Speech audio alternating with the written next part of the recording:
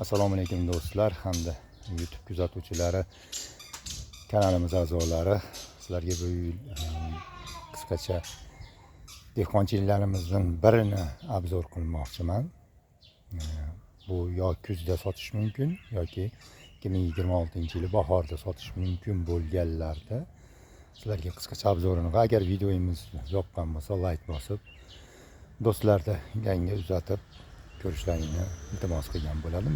Biz dehqonlarga manfaatlaring tekkan bo'ladi. Qani boshladik. Ko'ringlar. Kitob archani tozasi.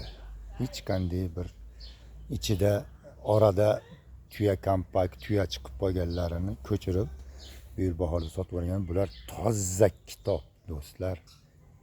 2025-yil bugun adashmasam 22-may. Ko'ringlar, qanaqa chiroyli. Yana sizlarga bir qiziq ma'lumotni ko'rsatsam, ko'chat sezonini tugatganimizdan keyin oxirida qolib ketgan ko'chatlarimni olib kelib mana shu inchirali bo'sh joylarni ekib qo'ydim. Mana ko'karib turibdi.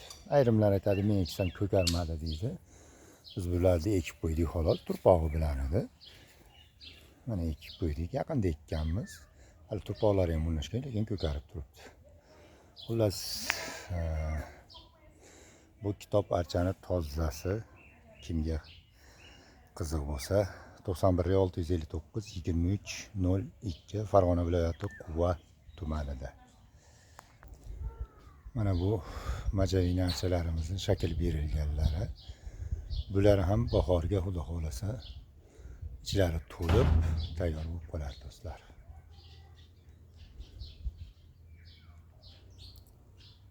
Sog' bo'linglar do'stlar. Manfaatli bo'lgan bo'lsa do'stlaringga ulashib like bosinglar.